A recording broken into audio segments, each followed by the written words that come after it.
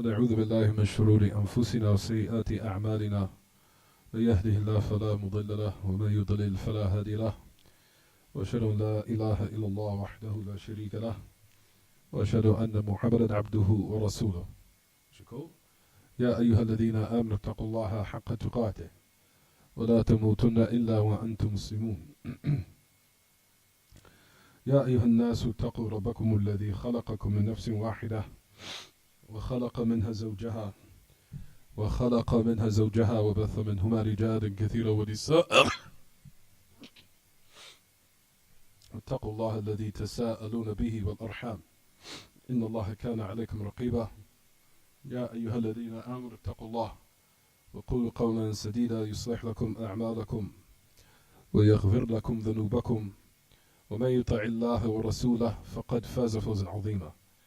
أما بعد فإن خير الكلام كلام الله وأحسن هدي محمد صلى الله عليه وسلم وشر الأمور محدثاتها وكل محدثة بدعة وكل بدعة ضلالة وكل ضلالة في النار. We continue in this tremendous treatise of Kitaab At-Tawheed, 6:53 p.m. Wednesday, November the 14th, 2018 of the Gregorian calendar, which agrees on the Hijri calendar or the Islamic calendar, which we are in now, of the sixth night of Rabi' al-Awwal, the year 1440 after the Hijrah, Mustafa alayhi salatu wassalam, on the sixth night of Rabi' al-Awwal, which we continue in the chapter of Bab al-Shafa'ah. This Bab al-Shafa'ah, the chapter of the intercession, which is a tremendous chapter. And like we talked about, where the misguidance of the polytheists of the past all emanated from this point that we're discussing, or we have been discussing in the classes.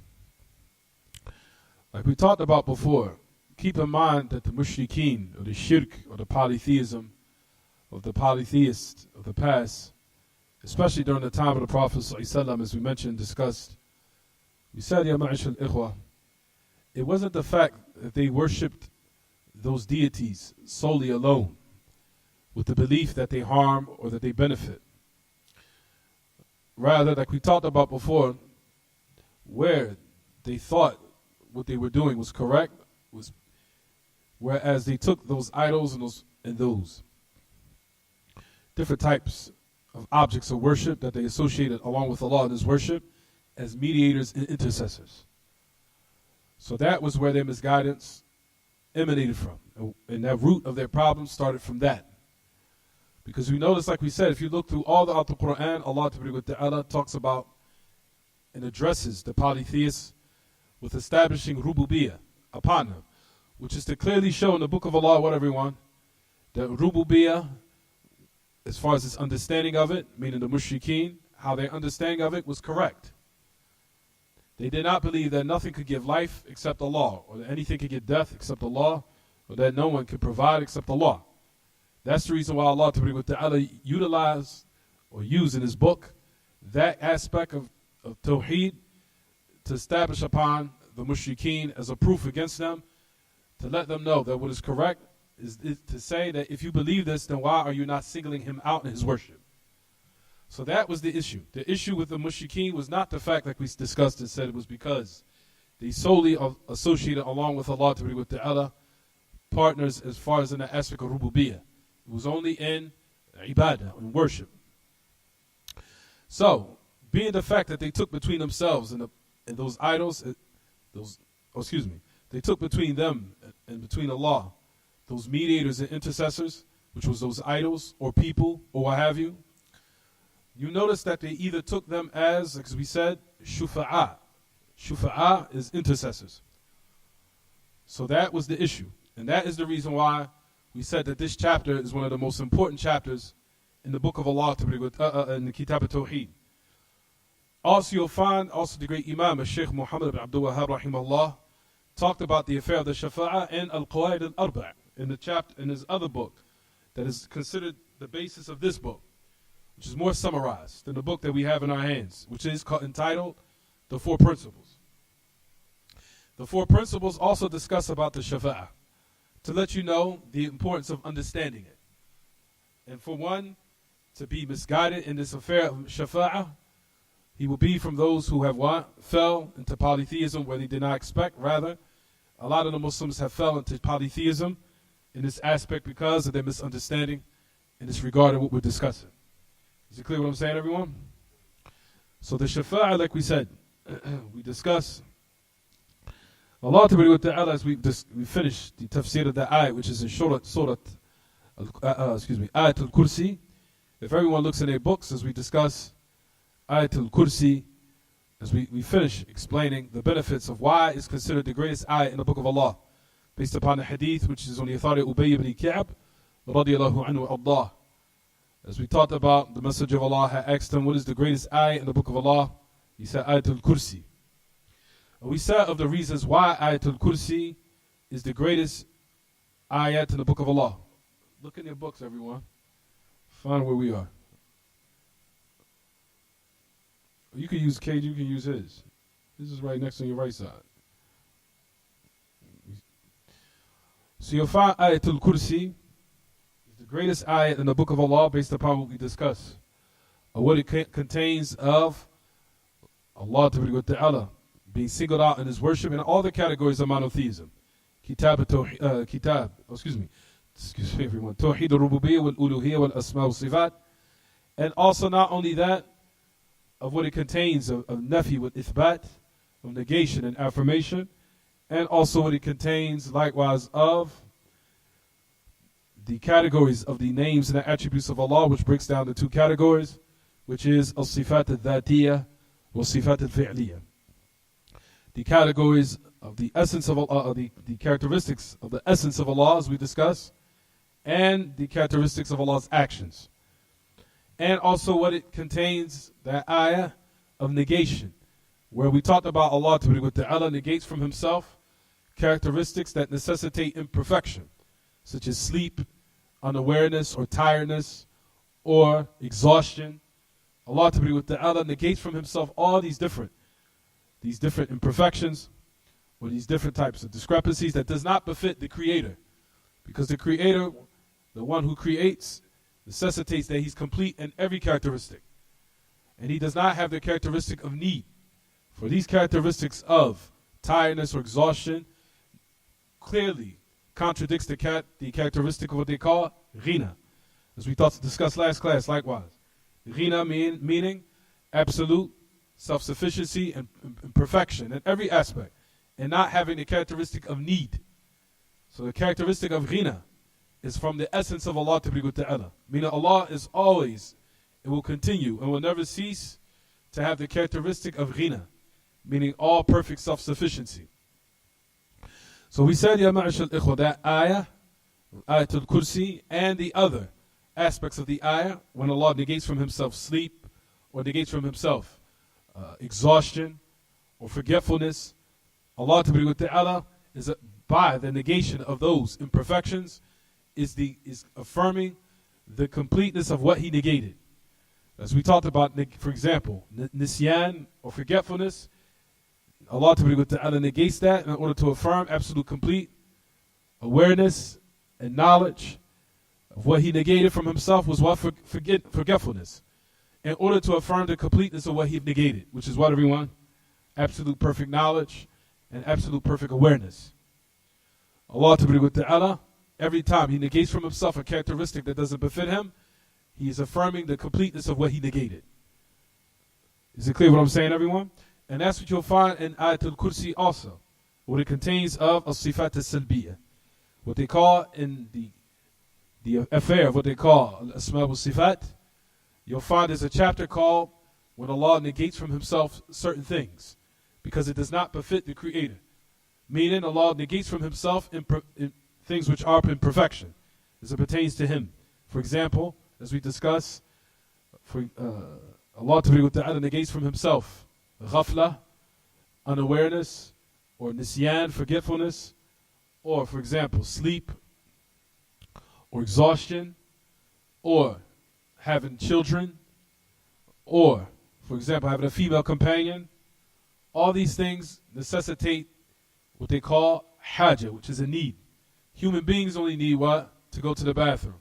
Human beings are the ones who need to eat. Human beings are the ones that need to have children, and need to have wives, or what have you. That's for the human being. That is because they need wives. Number one, because they need it to satisfy their desires and grow their family and continue their lineage. That's the reason why human beings get married. They need companionship. They need to satisfy their desires. They need to also have their lineage continue after their death. So they need children. So the one has children for what? For the need of continuing his lineage. That's why one has children. For Allah Ta'ala is free of these imperfections. He doesn't need anything.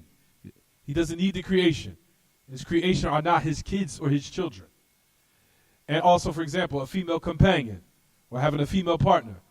All those are imperfections. And Allah negates from himself children in his book. He negates from himself having a female partner or female companion. Or, for example, Allah negates also likewise from himself having a sharik or mu'een or zahir or shabih, that Allah also negates from himself anyone that resembles him or anyone that aids him or helps him or that he has a partner. All these things are imperfections for the one who's the ever living in the all, self-sustaining and self-independent. For all those characteristics negates that completeness. That's the reason why Allah is free from them. Whether it be, like we said, having a partner or having an aid or having one that aids him in his existence or having one that resembles him or having kids or having children. All these necessitate what everyone, the characteristic of what they call haja, a need. And this, Allah Ta'ala is free from that characteristic.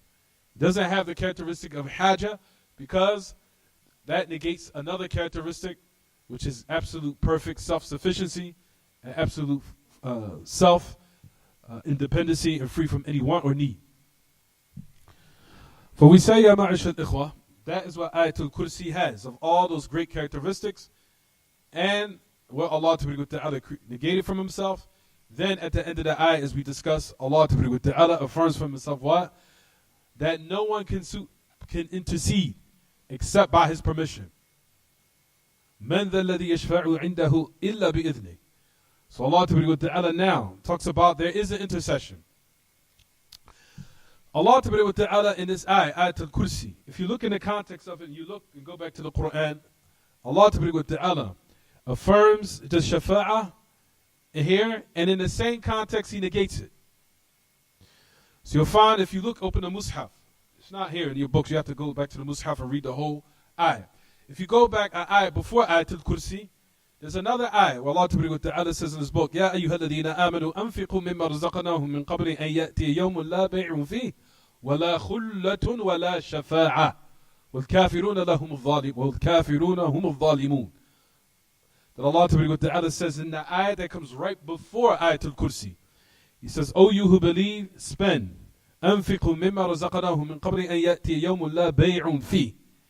Spend as much as you can of your wealth, meaning of good and of that which is of good, before the day comes where there's no sales transactions in it, meaning the day comes where you cannot earn any more good deeds, meaning when you die and on the day of resurrection. Before the day comes where there isn't any more sale transactions. وَلَا بَيْعٌ فِيهِ وَلَا خُلَّةٌ وَلَا شَفَاعَةٌ. And there's not going to be any khullah, any close friends that will be able to aid you, nor shafa'ah. So that's the point of reference.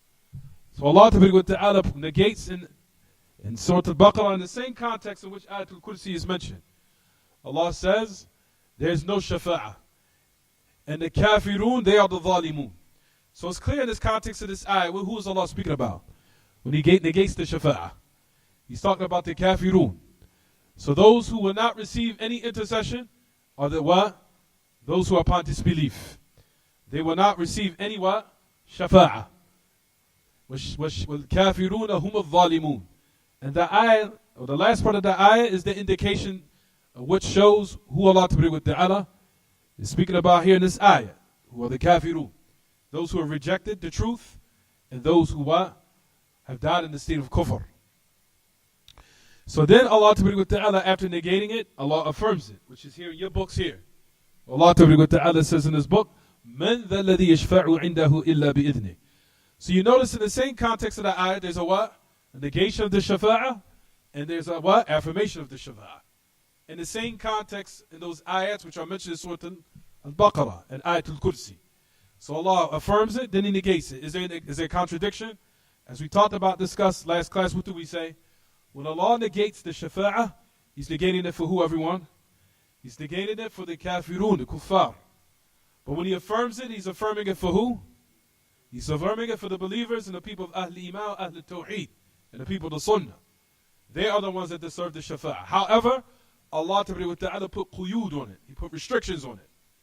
Because it says clear in the ayah what? No one can intercede for him except by his permission. So there is a shafa'ah as Allah is mentioning here. But there's prerequisites and there's restrictions to it. But number one, that as we talked about, we discussed, that no one will be able to, the first of those who deserve his shafa'ah is the people of Iman, the people of Tawheed, the people of the Sunnah, the people who traverse the correct path and methodology. So the shafa'ah has been affirmed for them. So the conditions of the shafa'ah is number one, everybody. Number one is that it's by Allah's permission. Number two, that Allah is pleased with the mashfu'u lahu. He's pleased for the one who's being interceded for. And Allah is only pleased with the people of Tawheed, the people of monotheism. That's it. Allah is not pleased with the kafirun. He's not pleased with the kuffar. He's not pleased with anybody who dies in a state of polytheism. He's only pleased with the people of Tawheed. That's it. So Allah Ta'ala has to be pleased with the mashfu'u lahu, the one who's being interceded for.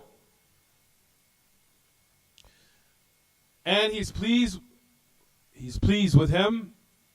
يَرَضِيَ لَهُ قَوْلَهُ وَعَمَلَهُ. He's pleased with him, his statements and his actions.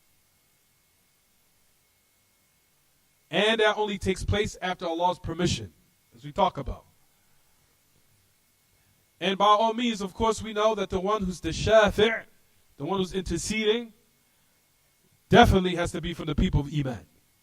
There will be nobody who will be a disbeliever or unbeliever on the day of resurrection that will be able to intercede. So Allah is pleased with the shafi' or the shafi' and the mashfu'u lahu. He's pleased with the shafi', the one interceding, and He has to be pleased with the one who's being interceded for. Both. And those people who Allah is only pleased with is the people of monotheism and the people of Tawheed. No more and no less. Allah is not pleased with kufr or shirk or polytheism and His people. And they will not be able to intercede, nor will they be able to be interceded for on the day of resurrection. So Allah Ta'ala is mentioned in the Ayat Al-Kursi, what everyone? He's mentioned in one of the conditions that we mentioned, which is what? That has to only be done by His permission. That's the first condition, as we said. So no one can what? Influence Allah. Or no one can persuade Allah. Or no one can force Allah to do something. As something what happens with the creation, because maybe perhaps we know, as we discussed last class, we said that someone maybe who is an individual of high status might accept the intercession based upon the fact that maybe between him and the intercessor is some type of what? Relationship or rapport or something. Maybe the shafi' or the one who interceded did some service for that one of high status, or that king. I did you a favor, so you owe me one. So you need to intercede and accept and aid this person who I brought to you that needs help. That happens amongst the creation. As for Allah Ta'ala, that is mumtani'. That's impossible. Is it clear what I'm saying, everyone? So that's what we mentioned and said. When Allah Ta'ala now is showing in the last part of the ayat the completeness of His mulk. How Allah Ta'ala is what? He's complete in an aspect of Him owning everything in the heavens and the earth. As you'll find in another ayat that's going to come, as we'll discuss, inshallah, that Allah Ta'ala, and this is going to come right after the other ayat, which is Surah An-Najm. He says, قُلِ ادْعُوا الَّذِينَ زَعَمْتُم مِّن دُونِهِ لا يملكون مثقال ذرة في السماوات ولا في الأرض وما لهم فيهما من شرك وما لهم منه من ظهير ولا تنفع الشفاعة عنده إلا لمن أذن له ولا تنفع الشفاعة إلا لمن أذن له حتى إذا فزع عن قلوبهم قالوا ماذا قال ربكم قالوا الحق وهو العلي الكبير. The ayahs we're going to come inshallah that Allah Ta'ala shows how He owns everything in the heavens and the earth. And from those affairs that He owns in the heavens and the earth is the shafa'ah. The shafa'ah is from His dominion and from His ownership. And as we discussed last class, one only acts the one who owns completely, has total domination, and what is in His ownership, that you only ask Him directly for the shafa'ah. So that is the ayah in which we talked about before. Ayatul Kursi has one of the conditions of the shafa'ah. And what is one of those conditions, Camden? What are they? What is one of the conditions of the shafa'ah that was mentioned, extracted from this ayah, Ayatul Kursi?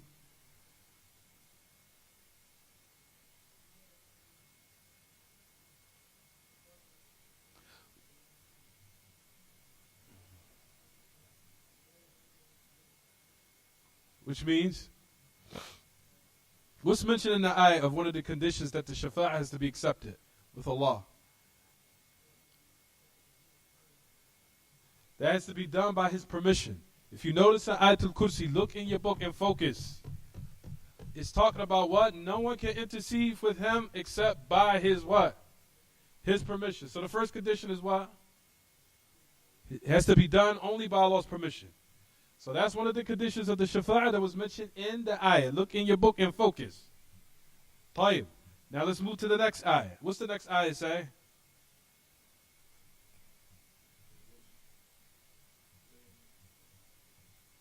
After Ayatul Kursi. What's the next ayah? Move on. Everyone in their house, if you have this book, read your book in the house. Read this book. Read this book in your house. You guys, the fact that sometimes you get lost, some of you, not all of you, it's because you're not reading this book in your home. You need to read this book in your home. All you need is 10, 15 minutes. No more, no less. Of the most important thing in your life that you're learning right now, which is the Tawheed of Allah. You can't get 10 minutes to the most important thing in your life? I'm asking. See, like these days, these are the most least of concern with people. Not all, I'm not speaking about you. This is the most. This is what's going to save you from an eternal punishment, and enter you into eternal bliss. This right here, and we give the least concern for it. Does it make any sense? That's the Muslims in general, all over the world. Matter of fact, majority of the Muslims of the Muslim world do not care about the affairs of Tawheed except Ahl Sunnah and the Salafis, who truly understand the importance of it. But the common folk for the Muslims all over the world, they really do not give any concern for this. People have been Muslims for years. I was born with it. I didn't need to know that. Yes, you do. You understand what I'm saying? Sheikh bin Baz, Sheikh Muqbil, Sheikh Salih Fawzan, go over these books maybe like 30, 55 times, 6 times, 7 times. Kitaab At-Tawheed, to show you how important it is. Used to go through this book over and over and over and over again. Surah Thalatha, go through it 5 times, 6 times. They'll go through it probably like a week, 2 weeks. Read it, go over again. Go over it again to show you the importance of it.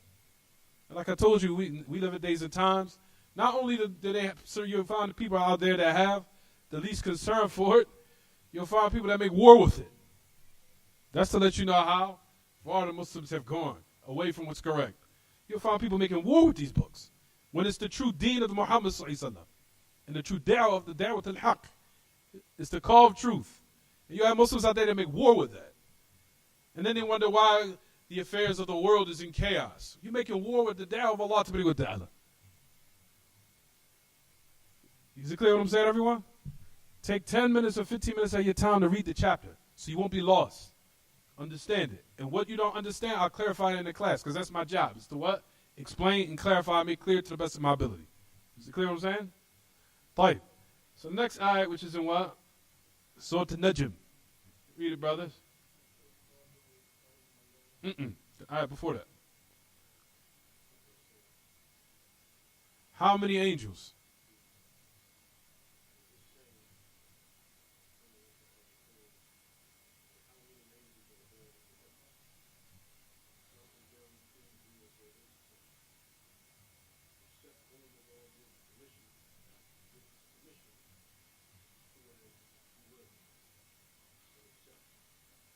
طيب. The next ayat, which is a Surah An-Najm. Surah An-Najm. This is the other ayat that now you'll find that Allah Ta'ala in the ayat affirms the shafa'ah. And not only does He affirm the shafa'ah, He affirms that there will be people for who we think will not intercede for us, who are what? The angels. The angels will intercede. So Allah Ta'ala says in His book, وَكَمْ مِن مَلَكٍ فِي السَّمَاوَاتِ لَا تُغْنِي شَفَاعَتُهُمْ شَيْئًا إِلَّا مِن بَعْدِ أَن يَأْذَنَ اللَّهُ لِمَن يَشَاءُ وَيَرْضَى. How many angels in the heavens how many angels are in the heavens that their shafa'ah will not be any benefit except after Allah's permission and whom He wills and who He is pleased with. All of the shafa'ah, the conditions of it are mentioned in that ayah. All the conditions of the shafa'ah being accepted. For number one, it takes place with what? Allah's permission. Secondly, whom He wills and who He's pleased with.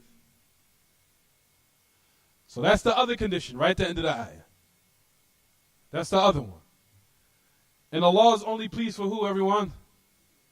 The people of monotheism, the people of Tawheed. Not the people of Shirk. The people of Tawheed. So, Allah Ta'ala has affirmed and He has negated certain affairs. Number one, that even the angels who are the closest with Him, who are in the heavens.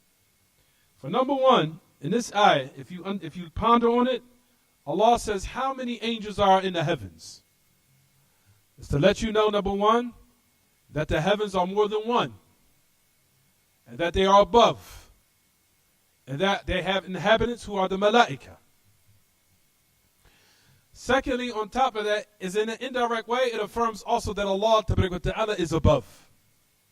Because Allah Ta'ala is above the heavens.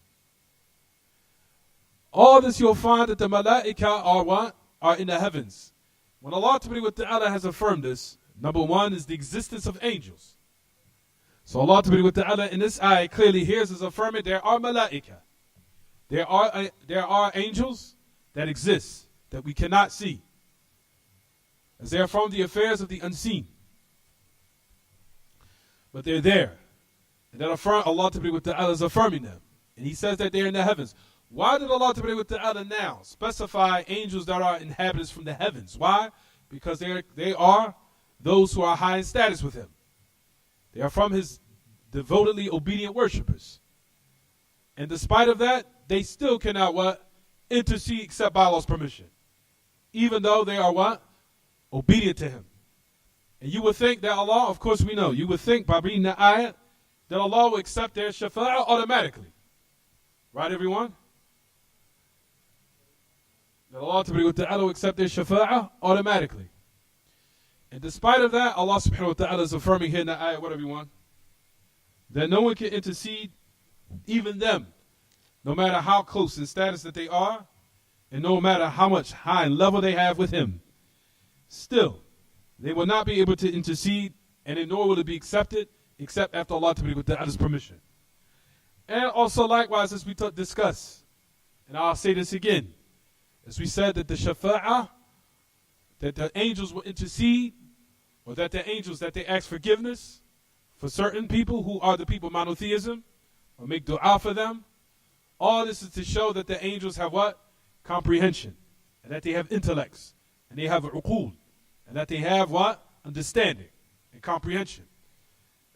As we said last class, Allah Ta'ala says in His book, وَالَّذِينَ يَحْمِلُونَ الْعَرْشَ وَمَنْ حَوْلَهُ يُسَبِّحُونَ بِحَمْدِ رَبِّهِمْ وَيُؤْمِنُونَ بِهِ وَيَسْتَغْفِرُونَ لِلَّذِينَ آمَنُوا رَبَّنَا وَسِعْتَ كُلَّ شَيْءٍ رَحْمَةً وَعِلْمًا فاغفر للذين تابوا واتبعوا سبيلك وقهم عذاب الجحيم ربنا وأدخلهم جنات عدن التي وعدتهم ومن صلح من آبائهم وأزواجهم وذرياتهم إنك أنت السميع العليم إنك أنت السميع البصير وقهم السيئات ومن تقي السيئات يومئذ فقد رحمته وذلك هو الفوز العظيم. That long dua that the angels make dua for people in the earth. People in the earth is restricted to the people of Tawheed. The people of Shirk do not receive this what? This virtue. The angels only seek forgiveness for those of the people of monotheism. Because Allah Ta'ala says clearly in the ayah, it says what? That the angels say, Rabbana, He says, وَسِعْتَ كُلَّ شَيْءٍ رَحْمَةً وَعِلْمًا فَاغْفِرْ لِلَّذِينَ تَابُوا. He says, Allah Ta'ala says in His book, يَسْتَغْفِرُونَ لِلَّذِينَ آمَنُوا. He said that the angels only seek forgiveness for those who believe. Those who believe are the people who, everyone? Of Tawheed. Listen to what they say. رَبَّنَا وَسِعْتَ كُلَّ شَيْءٍ رَحْمَةً. That you encompass everything in the heavens and the earth of your knowledge and mercy. Forgive those who've made tawbah and followed your path and save them from hell. All these are ayahs to clearly affirm that the angels what? Comprehend. They understand. So they make this type of dua.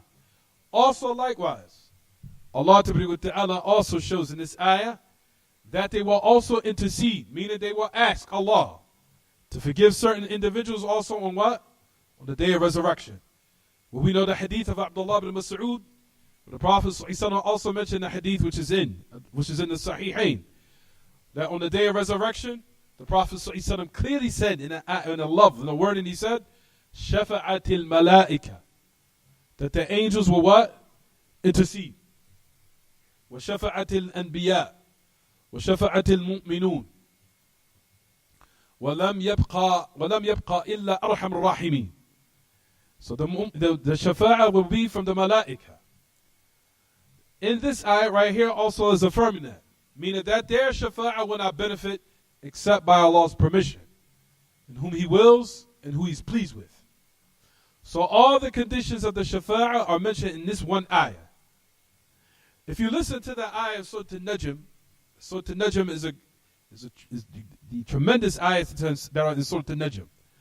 As Allah Ta'ala talks about how the Prophet ﷺ saw Angel Jibreel, that he seen him in a state in which he was created upon, and that he also went to the lotus tree, meaning the tree that had no bounded distance to it in paradise, that was huge, as which the Messenger of Allah described, as Allah Ta'ala says in His book, فَكَانَ قَابَ قَوْسَيْنِ أَوْ أَدْنَى فَأَوْحَى إِلَىٰ عَبْدِهِ مَا أَوْحَى مَا كَذَبَ الْفُؤَادُ مَا رَأَى أَفَتُمَارُونَهُ عَلَى مَا يَرَى وَلَقَدْ رَآهُ نَزْلَةً أُخْرَى عند سدرة المنتهى عندها جنة المأوى إذ يغشى السدرة ما يغشى ما زاغ البصر وما طغى ولقد رأى من آيات ربه الكبرى أفرأيتم اللات والعزى ومناة الثالثة الأخرى ألكم الذكر وله الأنثى تلك إذا قسمة ضيزى إن هي إلا أسماء سميتموها أنتم آباؤكم ما أنزل الله بها من سلطان إن يتبعون إلا الظن وما تهوى الأنفس ولقد جاءهم من ربهم الهدى أم للإنسان ما تمنى فلله الآخرة والأولى وكم من ملك في السماوات لا تغني شفاعتهم شيئا إلا من بعد أن يأذن الله لمن يشاء ويرضى. That Allah Ta'ala in Surah An-Najm mentions all the ayats talking about when the Prophet ﷺ was in paradise and he seen the greatest lotus tree that covered everything. And he also seen Jibreel. And then Allah Ta'ala says that verily indeed he seen from the greatest signs of your Lord. The Messenger of Allah seen Jibreel. He seen him in the aspect of how He created him upon. Allah Ta'ala also ascended the Messenger of Allah above the heavens where no human being has been. Ascended him to the highest heaven. The Messenger of Allah talked directly to Allah. The Messenger of Allah also seen what was in paradise. He's seen the greatest lotus tree that covered up everything. And then the Messenger of Allah, after all of that, Allah Ta'ala says, now look to these idols that you worship. And he's talking about the polytheists.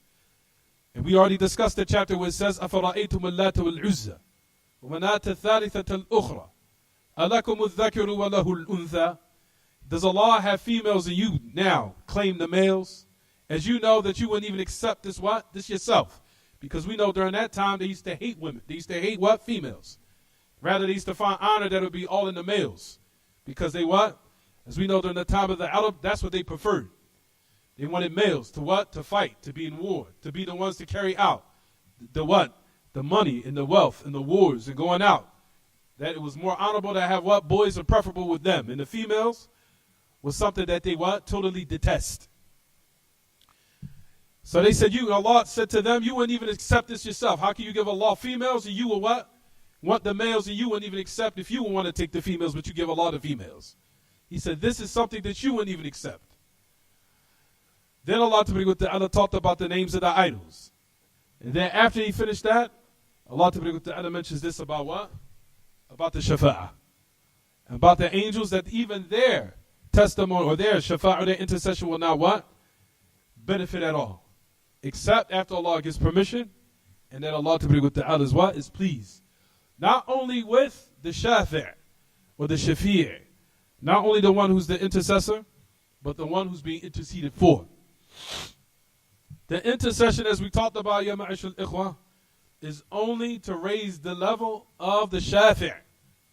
Start showing his honor, his high status with Allah. That's it. The shafi', the one who's interceding. As we know, when the Messenger of Allah, when he intercedes on the day of resurrection, that is to show his high status and to also likewise to honor him, sallallahu alayhi wasallam. And also those who will be what? Be granted to intercede, to show their high status they have with Allah. Because those who are granted the intercession, they are going to be people of high status. People are from the righteous, people from the Tawheed, people are from the martyrs, people from the truthful, people whose children died, the children that died before they reach bulugh, when they reach puberty. Those people who Allah will give honor to, they will now be allowed to intercede.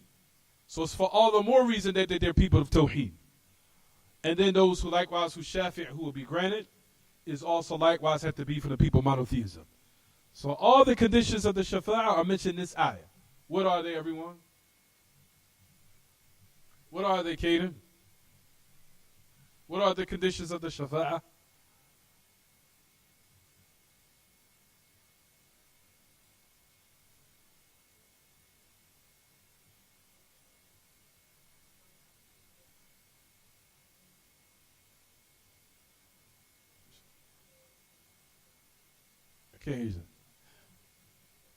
They have to be upon monotheism. But who are they? They have to be upon monotheism. Who are they? The one who's interceding and the one who's interceding for. Is it clear what I'm saying? Let's just say I'm the what? Let's just say, for example, I'm talking about amongst the creation. I'm the king. Jamar is the shafi', he's the shafi'. You're the mashfu'u lahu. I'm the mashfu'u indahu. I'm the mashfu'u indahu, he's the shafi'. You're the mashfu'u lahu. I'm the one that's doing I'm the one that has to grant it. He's the one that comes to me and tells me, so-and-so, you're in need. He's a good individual, a good person. I know him to be a person of good, upright character. Can you aid him? I accept his intercession for you. Right? So, with Allah, that's different. Allah Ta'ala only accepts if he's a person of Tawheed and you're a person of monotheism. Both. He's the shafi', you're the mashfu'u lahu. He's the shafi', or you can say shafi', you can say both. As far as him, he will be the shafi', or you could call him the shafi'. Both. The mashfu'u lahu, the one who's being interceded for, both of you have to be what? People of what? Monotheism. That's the conditions of the shafa'ah.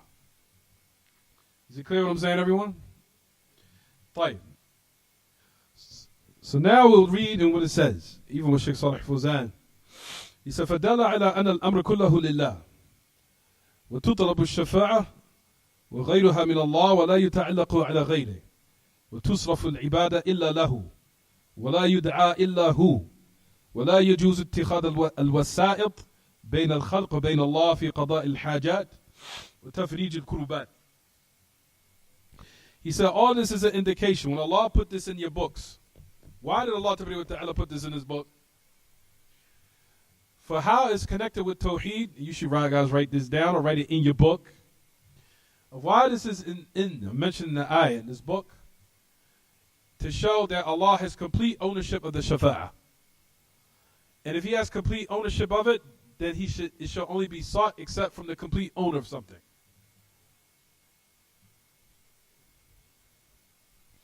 So if you was to go to a Sufi masjid, or go to a Deobandi masjid, or go to a Naqshbandi masjid, or go to any of these masajid, you, Allah knows best, will hear them say, ask so-and-so for the shafa'ah. Make dua to him and ask him for the shafa'ah. If they ask you to do this, how would you respond? How would you respond? Because more than likely, if you do, and I hope you don't, run into a Sufi masjid, which I hope you don't go to. If you was upon the Dawah Tahir Wa'id, another than you probably would. But at any rate, but if you was to go to these masajid, and if you was to go to them, you probably would hear them say, ask so-and-so for the shafa'ah. He said, from the righteous, brother, you can make dua to him, not for him, to him. You can make dua to him. Ask him for the shafa'ah. Ask him for the shafa'ah. There's nothing wrong with this. This is Islam. Someone says that to you, how are you going to respond? Huh?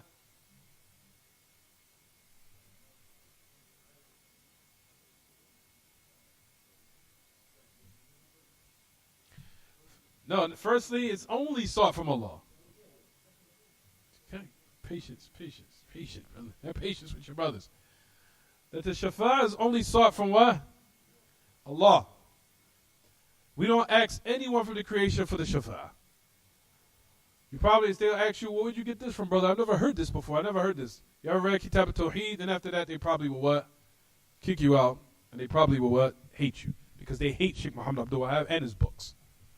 Hate it. Why? Because they know that these books make war with what they're upon. That's the reason why they alienate their followers from even educating themselves in these affairs. Because they know that these affairs will expose them from what they're doing.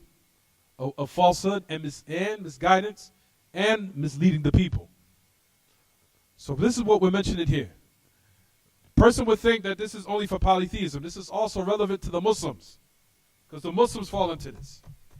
They fall into this type of polytheism. You'll find there are Muslims that indulge in this. From the Sufiya. And from those who are engrossed in Sufiya. And those who are from the extremists of the Sufi especially. All of them fall into this. In the shafa'ah and mixing it up. And it's seeking from the dead. And even in some of their mashayikh al-turuq, you'll find that they also ask them while they're alive. Which is shirk and rububiyyah. And they are Muslims and they say La ilaha illallah. Muhammadur Rasulullah, and they fall into what? Negates La ilaha illallah. And nullifies it. So if a person comes to you and say, ask so-and-so for the shafa'ah, you say, firstly, I only ask Allah for the shafa'ah. That's it. As the Prophet ﷺ, when he was alive during his time, the only time they asked the message of Allah, they asked him to make it rain, they asked him to ask Allah to make it rain. So even when they asked the message of Allah for a favor in regards to what? Asking Allah to make it rain, even though when they took between them and Allah, the message of Allah, in that particular instance was a shafi', or if you want to call it a tawassul or mutawassil, a one between them and Allah, still when the message of Allah did it, he still asked Allah. And that was only during the time while he was alive. So when the message of Allah did it, he did it, number one, while he was alive. And secondly, even when he did it, he only asked Allah. For example, if the message of Allah didn't say, okay, I will make it rain. La. The message of Allah did not do that, Camden. If you look into the story what happened during the time of the Sahaba when they used the message of Allah to make tawassul, what they call to take him as a mediator, or what they call to use him as a method to ask Allah to make it rain. The message of Allah, it was only done while he was alive, and the message of Allah, when he did it, he only asked Allah. He did not say, okay, I will make it rain, because that is only from what? Only Allah is specified with, and Allah only has the ability to do. So the message of Allah, when they asked, it was when he was alive, and when he did it, he only made dua to Allah. Is it clear what I'm saying? And on the day of resurrection, when the message of Allah will be asked again for the shafa'ah from the creation, the message of Allah still will only ask Allah. So when he prostrates under the arsh, and he kneels, and Allah Ta'ala will grant him permission. So still to let one know ultimately that what? Even though the message of Allah was what?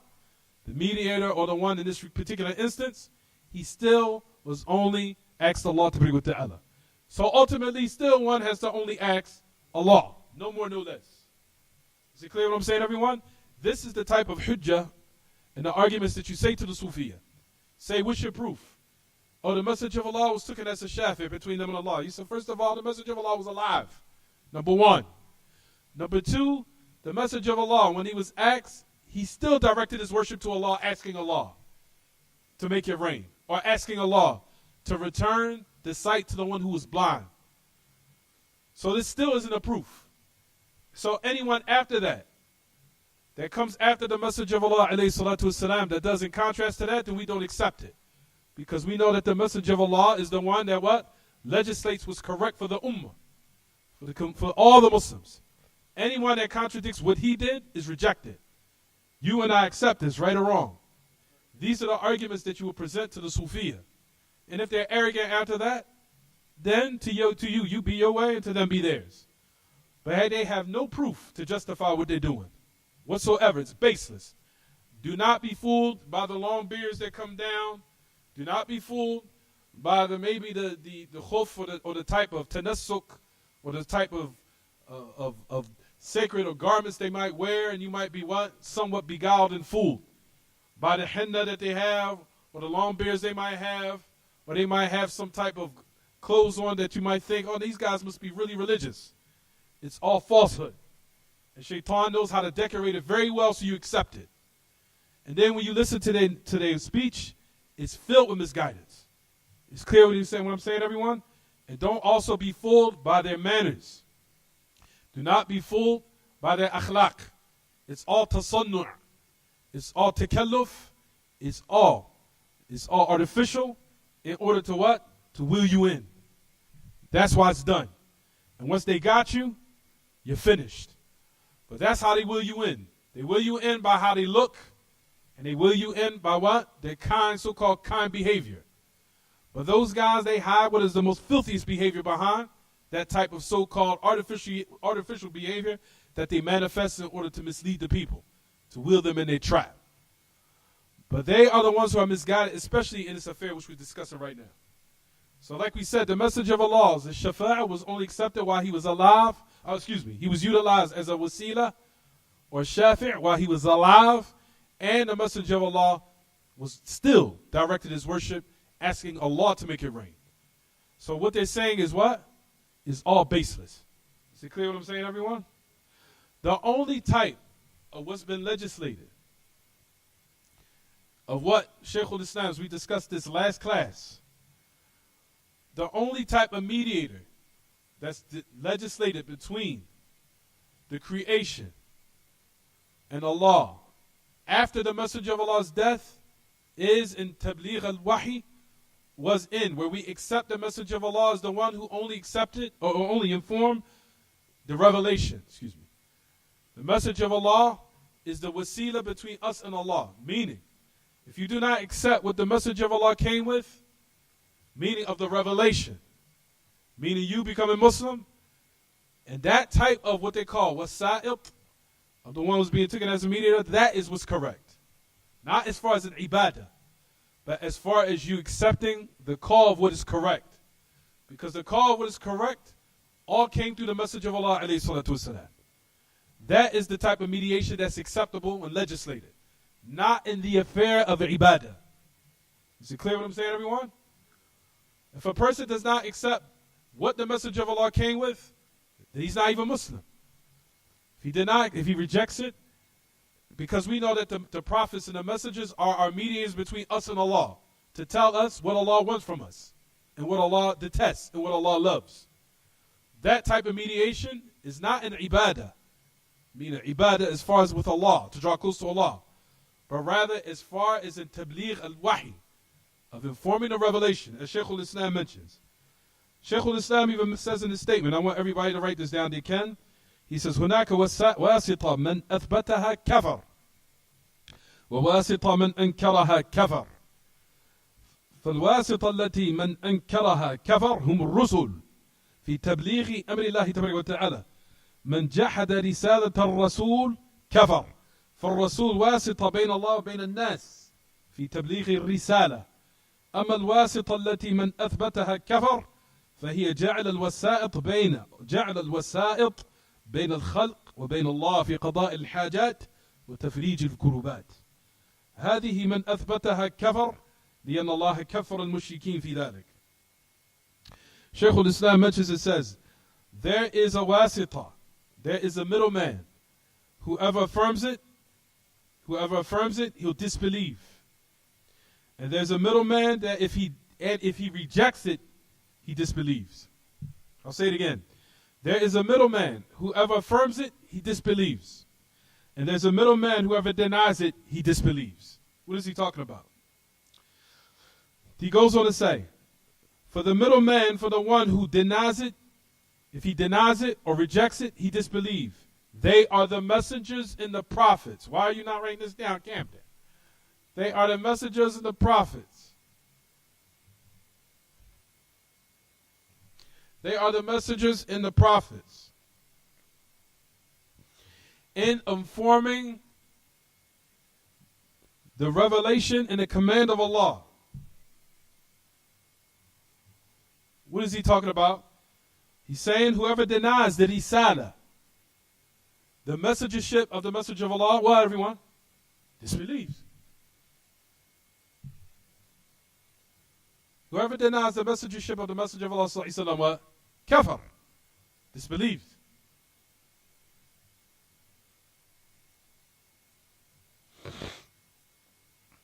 Why? Because then Shaykh al-Islam goes on to say, the Messenger of Allah is the middleman between us and Allah in informing the messengership, the correct message.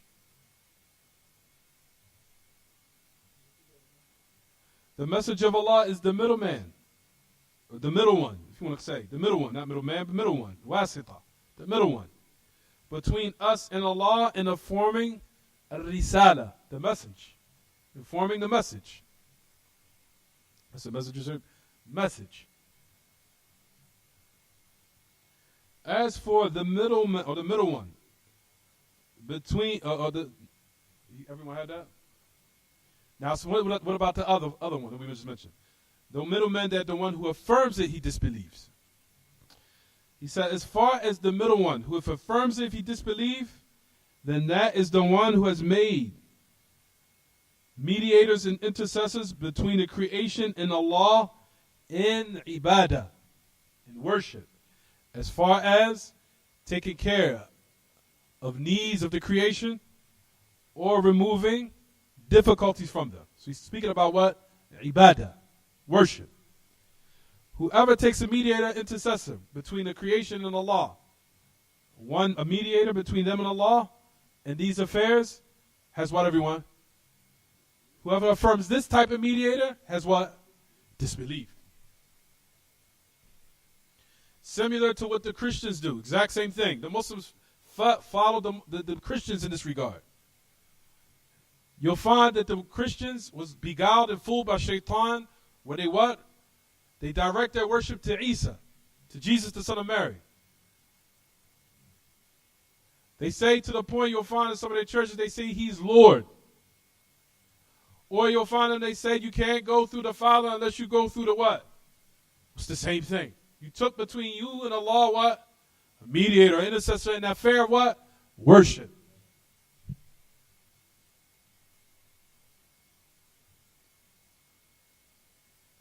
You'll find that they say in their prayers, them always glorifying Jesus. Jesus, Jesus, glorifying him. Jesus, this. Jesus did this for us. Jesus did that for us. Jesus changed my life. No, Allah changed your life. Why? Because of what? Why would they do this? Why? Because they fell into what? Mixing this affair up of the shafa'ah, of mediators and intercessors. The same thing, of the same trick that Shaitan played with the people of Nuh, and the same trick that the Shaitan played with all the different nations. The same thing that the Muslims fell into these days is the same thing that the Christians fell into, and likewise the Jews similar to that. Likewise fell into the same trick that Shaitan tricked every nation into falling into, of taking something as a mediator and intercessor between them and Allah. And as a result of it, Allah Ta'ala declared that this type of act removed them from faith, nullified it. Where Allah Ta'ala says in his book, and we'll discuss this in the ayat which comes in Surah Zumar, that, and this surah is called the Surah of Tawheed too, beginning to end. Surah Zumar. Allah Ta'ala says in his book about the mushrikeen, this is what they say. مَا نَعْبُدُهُمْ إِلَّا لِيقَرِّبُونَا إِلَى اللَّهِ زُلْفًا. We don't worship them except that they draw us closer to Allah. We take them as mediators and intercessors. This is what Allah says at the end of the ayah. إِنَّ اللَّهَ يَحْكُمُ بَيْنَهُمْ يَوْمَ الْقِيَامَةِ فِيمَا هُمْ فِيهِ يَخْتَلِفُونَ إِنَّ اللَّهَ لَا يَهْدِي مَنْ هُوَ كَاذِبٌ كَفَّارٌ. Verily Allah on the day of resurrection will judge in between what they differ in. Verily Allah does not guide kafirun kadhibun kaffar. Does not guide the liar and the one who's a kafir. And not only did Allah call it kafir, he's a kaffar. To put emphasis on it. That person does not guide the one who's a liar and is a kaffar. Is disbelieved. So this type of ideology is what? Nullify their what? Their faith and their belief. That's the reason why, as we talked about before, that the mushrikeen are more in depth of their kufr than the Jews and the Christians, as we discussed. You'll find that Shaykh al-Islam mentions that. He said, Hum akfaru min al-Yahud wa nasara fa inna al-shirk عند المشركين akfaru min takdhib al-risala. He says of shirk is more in depth than kufr than rejecting the messengership of the Prophet ﷺ. Both are kufr, and both of it is on a high degree of disbelief. But now, as we know, disbelief is of also likewise what? Different levels. Why? Because we discussed last class, we know generally that a man can marry a what? Can marry a Christian with the conditions. With the conditions, and they are very strenuous conditions. Even though upon what Shaykh al-Albani says, that Christians of these days are not supposed to be married to Christian women of these days. But the general hukum is, if he was living in a proper time, that a man could marry a what? Christian lady. Right or wrong? And also likewise, you can eat their what? Their meat. The mushrikeen, can you marry their women or eat their meat? La. That's the reason why you'll find that Shaykh al-Islam said that they're more akfar. They're more deeper in their disbelief than what? Than the Jews and the Christians. Even though both of them are what? Kufar. Is it clear? Jayid? So that's what I wanted to what? Emphasize. And we'll stop here, inshallah. And what was your question, Umar? I'm sorry.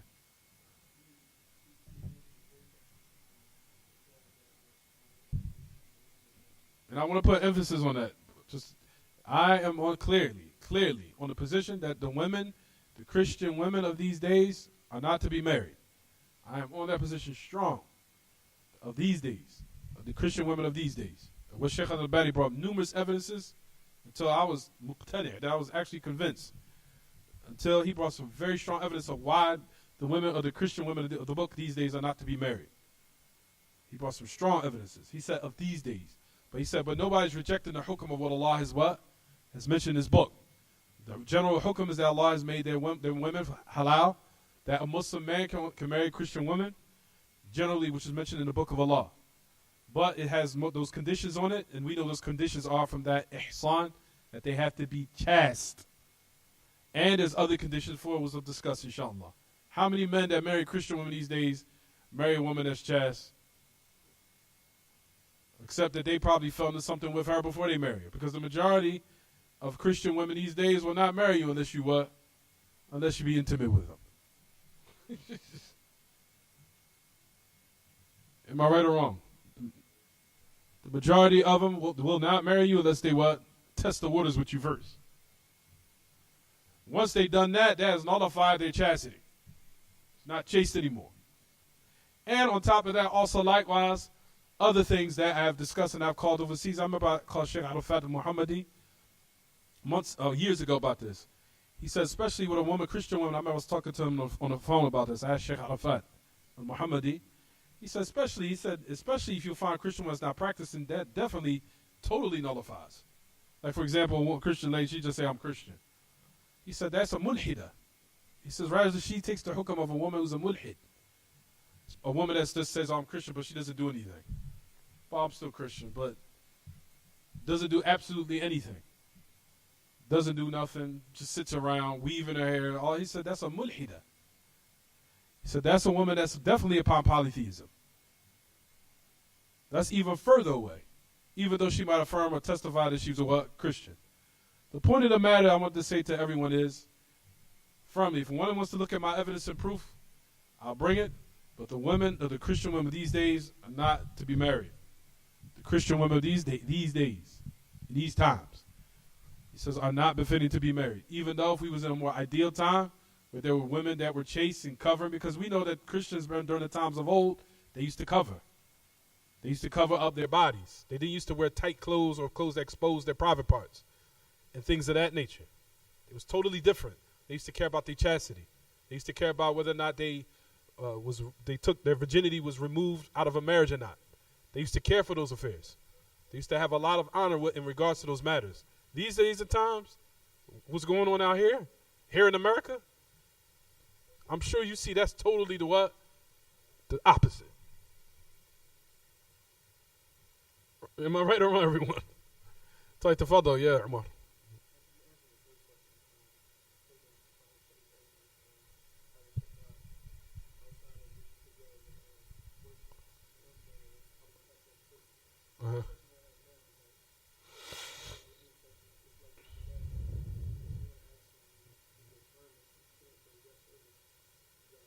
Yeah.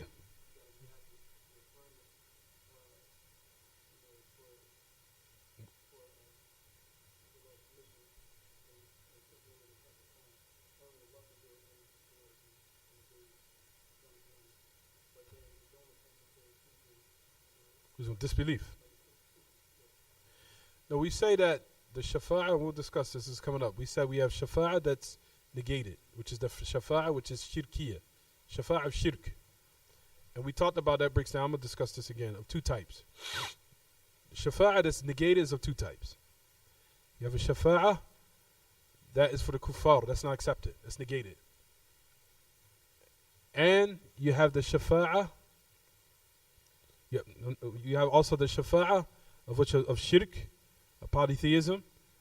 And you also have the shafa'ah that's not that's negated. Oh man, I just lost my train of thought that fast because I thought about something else. You have two types of shafa'at that are negated. You have the shafa'ah of shirk, meaning the people of the kuffar who are what? Who are kuffar. Their shafa'ah has not been affirmed. Rather, it's been negated. So all the ayahs that negates is applying to them, to the kuffar. Then you have the shafa'ah that's sought from other than Allah. That's also negated. That's what I wanted to say. Just remember, I lost my train of thought. So it's two types of shafa'ahs that's not what negated in the book of Allah. The shafa'ah the kuffar and the shafa'ah that's sought from other than Allah. That's it. Keep it simple. So if you have that, write that down. That is what's negated. Then you have the shafa'ah that's affirmed. The shafa'ah that's only for the people of Tawheed. And the shafa'ah, like we said, that's sought from Allah. That is the shafa'ah that we affirm. No more, no less. So keep it simple. Keep everything concise.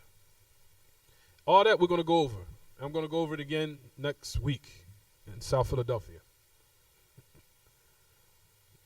Which is it? What's going to be in South Philadelphia? We'll go through Qawaid al-Arba'at. The four principles, we're going to go through that. It's real simple. You go through it in 2 days, 3 days, we finish it. I actually did it here in Delaware, 2009. This is when everyone was at the other place in Center City, the little storefront they had. Not the one here, the other one. downtown. Because the masjid used to be downtown, Delaware. It was in like a little storefront. I remember that. So we did Qawaid al-Arba' back then. But we'll do it again in South Philadelphia next week. And it's going to talk about the Shafa'ah again. Why did Sheikh Muhammad Abdul Wahab keep talking about the Shafa'ah? Because the majority of the creation was misguided in this what? In this matter. And the majority of the Muslims that commit shirk these days, especially from the Sufiya, do it in it because of what? The Shafa'ah. That's the reason why we keep what? Discussing it and going over it over and over again. Any other questions, anyone? Camden? Anything you want to ask? You sure? I need you guys to be your minds to stay here with me. I'm about to start giving you guys what they call some not homework. I wanted to give them you need to put some fat in their diet. Saturated fat in their diet. Make them eat eggs with the yolk. Don't take the yolk out. People that say that's the new wave American thing. Take the yolk out. No, the yolk needs to be in there. That's the most nutritional part of the yolk. I mean, just the most nutritional part of the egg is the yolk. A lot of people don't know that. I have no idea. They say it raises your cholesterol. It raises your ADL, they said. That's nonsense. You have two types of cholesterol. You have ADL. The yolk in the egg lowers the bad cholesterol, raises the good cholesterol. You have to educate yourself. Majority of America, you got to realize the American standard diet is made to make you sick because they want you to stay sick. You're supposed to do the opposite of what they say. Saturated fat is good for your brain functions because that's what your brain is made out of. It's made out of fat. So you're giving it what it's made out of.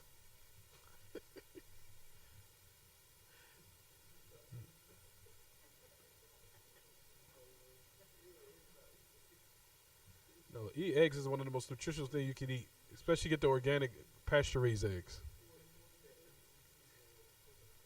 Yeah, that's another saturated fat. You could get it now, and you can get it at Trader Joe's. You could get it even in the conventional supermarkets now. And what's crazy is you'll find that the FDA are warning against coconut oil. You know why? Because it's curing people, and they don't want people to be cured. They want them to stay sick. They say they warn against it. Mm-hmm. And it's the most nutritional oil out there. It cures a lot of sicknesses. Nutritional yeast is excellent. Oh, it's still on. I'm finished. Sallallahu alaihi wa baraka ala nabiyyina Muhammad wa ala alihi wa sahbihi. Subhanaka Allahumma bihamdika ashhadu an la ilaha illa anta astaghfiruka wa atubu ilaik. They warn against coconut oil. Coconut oil, they warn